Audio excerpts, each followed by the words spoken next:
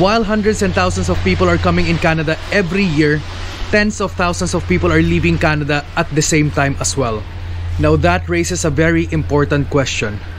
Bakit nga ba sila umaalis sa Canada?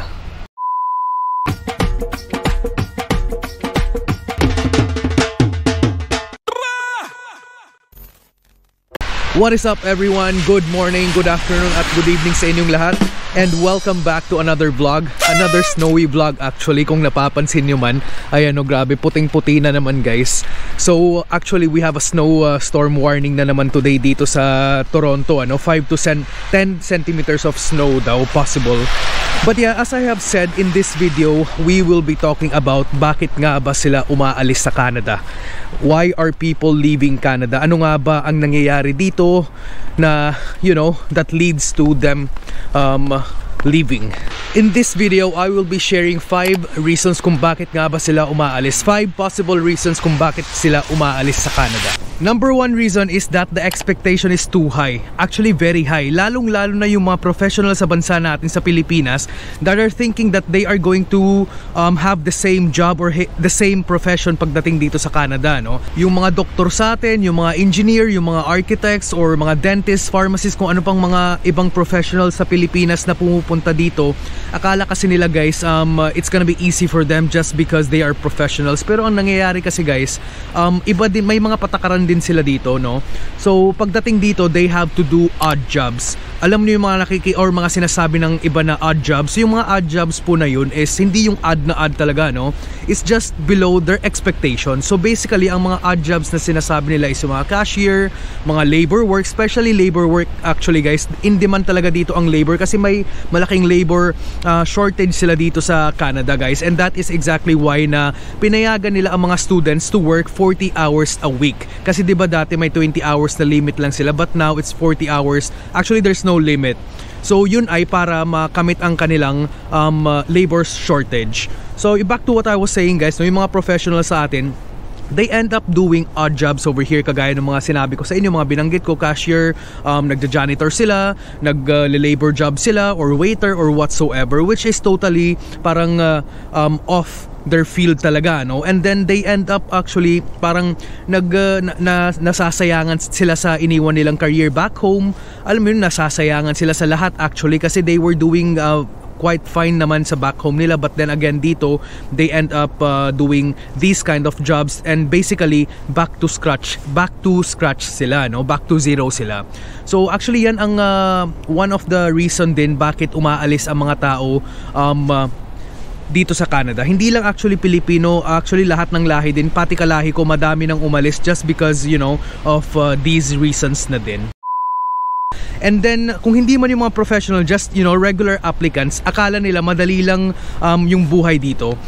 Dahil kasi sa mga pinapalabas ng mga videos sa social media, sa TikTok, sa YouTube, alam niyo yung mga videos na showing their salary, But the reality here guys is different. So yung 100k na salary na pinapakita sa TikTok or mga anumang platforms or 200k na salary, hindi, that's not it guys. So ang dami pang kaltas guys, may kaltas pa sa tax, may mga bills pa sila dito na hindi sinasabi. We have rent, we have food, we have transportation, yung phone bill and whatsoever.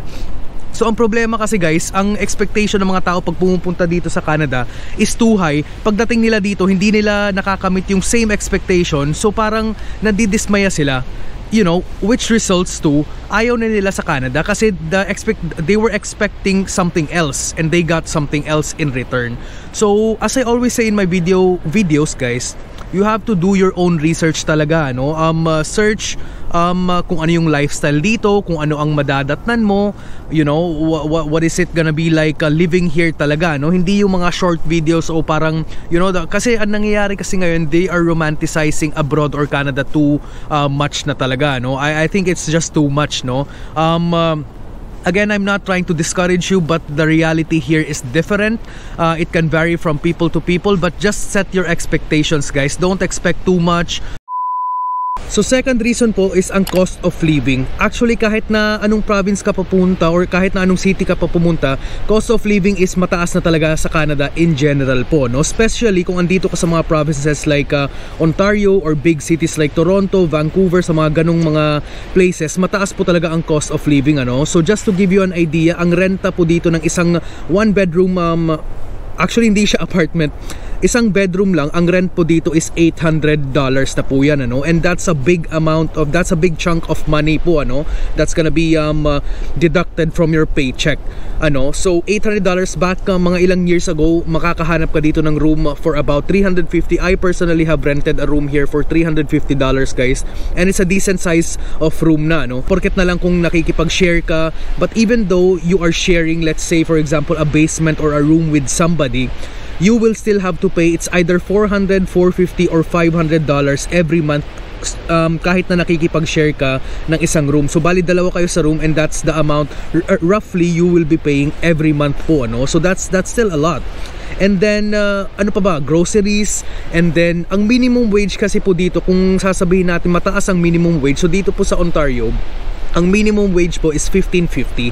That is high actually, but then at the same time po, mataas na din ang cost of living. So parang on par lang sila, and kulang pa po yung $15.50 na minimum wage. Kahit na if you're making $20, that's still not gonna be enough. Okay lang siya, saktuhan lang, but that's still not gonna be enough. Porket na lang kung ang you have a very good, you know, high paying job, but then if hindi, mahihirapan ka po talaga, and minsan parang maghahabol ka sa bills or mababaon ka sa bills, and that is why yung iba, they are working 2 to 3 jobs just to parang mabayaran yung bills, and then yung isang job is just, you know, for savings. So ganun po ang nangyayari dito. That is why yung iba is working 2 to 3 jobs, is because ang cost of living po dito is mataas na, and hindi siya, parang feeling ko ang pumupuno na yung mukha ko ng snow, basang-basa na but that is why, guys, you see videos na yung iba are working 2 to 3 jobs, and that is why parang they end up hating Canada for this reason, ano? Kasi mataas na siya, and parang yung buhay nila dito, it's like an endless loop na, you know, gising, trabaho, bahay, parang ganun, repetitive na siya sobra, and people end up hating Canada, and that is one of the reason why people leave Canada din, ano. But at the same, guys, ayoko naman na kayong takutin, ano, no? So if you actually manage, marunong ka mag-manage ng pera mo, marunong ka mag-manage ng mga gastusin mo and whatsoever, you will be good here naman po, ano. Hindi po siya ganun kalala dito, as long as na parang binabalanse mo lang, you should be able to survive, parang ganun, ano. So the thing that I'm sharing with you is just parang general, parang generalize ko lang, kasi ganun mostly dito ang situation. But kung okay ka naman sa pag-manage, marunong ka mag-manage, and wala ka masyadong mga bills and whatsoever, you should be good here, no? Having said that, if you're planning to come to Canada as an international student, especially dito sa Toronto or anywhere dito sa Ontario, just to let you know, guys, nagbibigay po ako ng, nagme-mentor po ako ng mga international students in collaboration with SLE Planner. So I will provide links below, my free blog that you can check. If you are not yet sure kung ano ang pathway na para sa iyo, you can book a call with them too. And if you are coming to Canada as an international student and you have questions regarding Toronto, kung ano man yung mga kung ano yung lifestyle dito, if this is really for you, you can also book a 1-hour call session with me. As I have said, link will be provided below. Number 3, weather. So itong weather na ito, yes, ito po, kita niyo yan.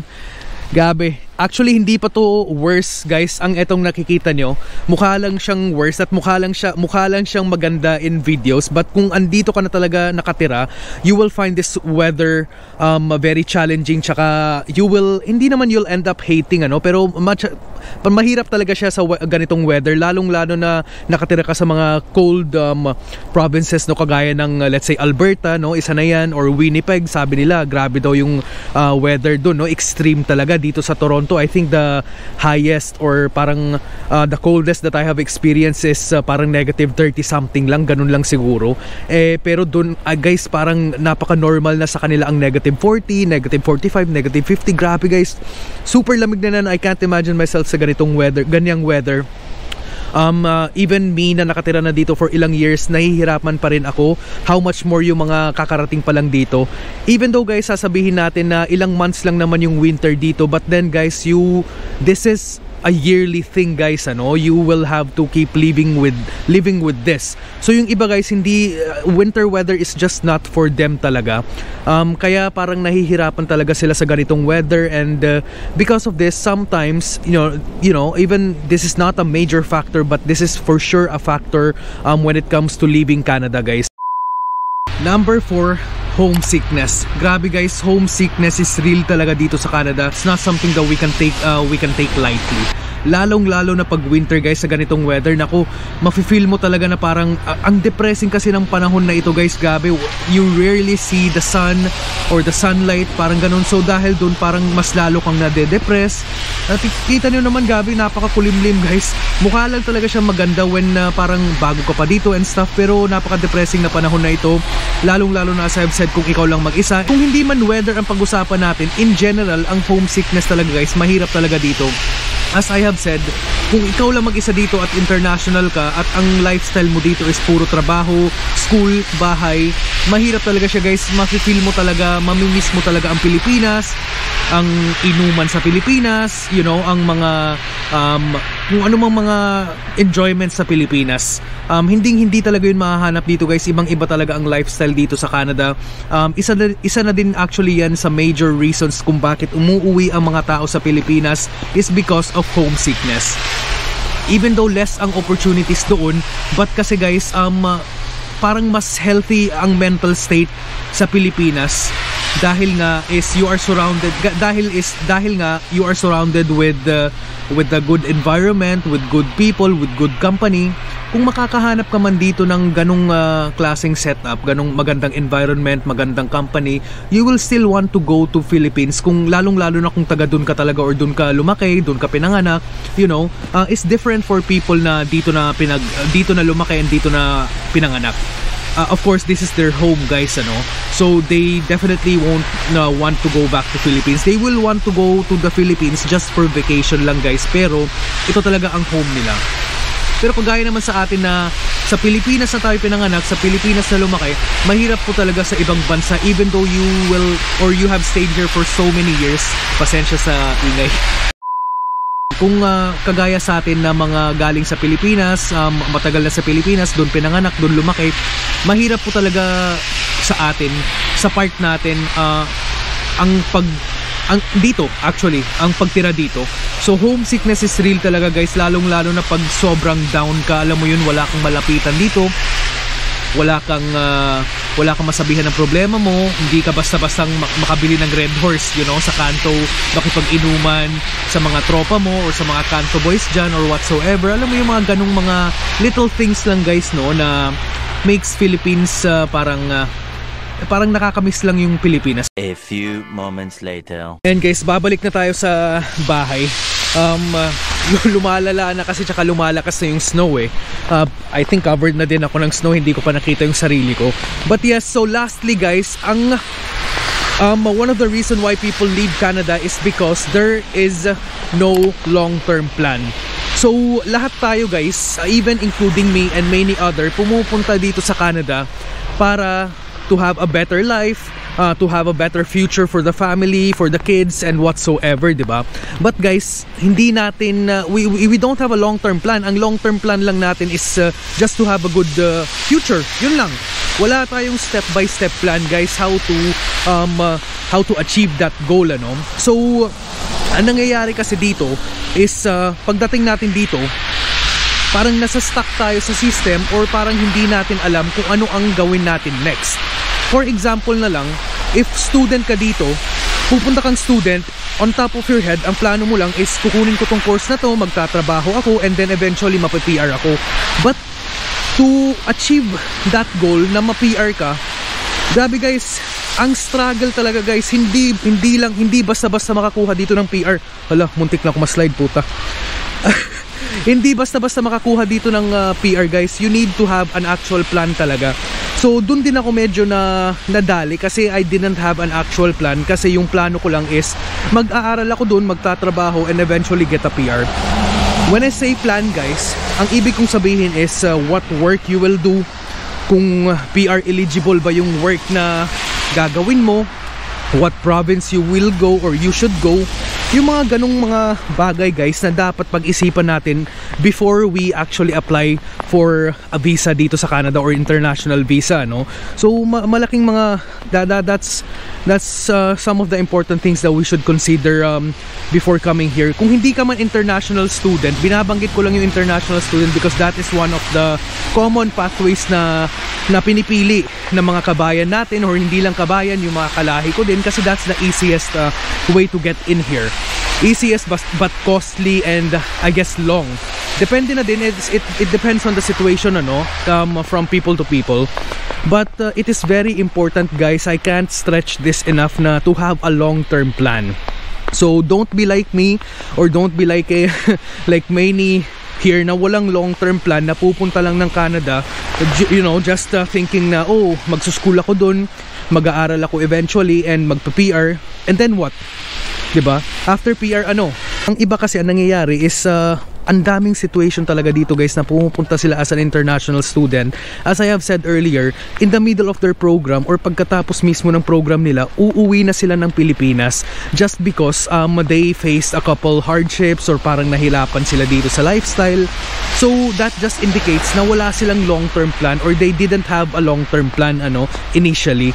So mabuting bagay po yun na imbes na magsayang ka ng pera mo tapos uuwi ka lang pala, pag-isipan mong mabuti bago ka pa pumunta dito, no? Pag-isipan mo mabuti kung para ba talaga sa'yo ang Canada. Kung nakikita mong para talaga sa'yo ang Canada, you know, then of course pursue, diba? Why not? Canada is a good country naman guys, no? May mga problema lang lately pero maganda po yung benefits nila. But having a long-term plan is very important po talaga. We are back where we started guys. Nasa bahay na ako kasi ang panahon pumapangit na, no? And susunduin ko na yung mga kapatid ko, inabit na din. But that is about it for this vlog guys. And of course, don't forget to subscribe to my channel. It will mean so much po to me. And sa lahat ng mga nag-subscribe, maraming salamat po, no? Thank you so much for supporting me. And as always, I hope you guys learned a thing or two. And kung ikaw ay gustong pumunta dito sa Canada or pupunta dito sa Canada, I hope whatever I said have helped you or will help you, you know. Take it into consideration po, no, whatever I said. And of course guys, don't forget to do your own research. Mag-consult kayo ng immigration consultant kung may mga relatives kayo dito, you know. Ask them how's the life here. Again, I'm not discouraging, I am just sharing you what the reality here is. Good luck po sa inyong journey daw. Oh, good luck sa inyong journey kabayan. Ingat, and we'll be seeing you on the next one. Peace.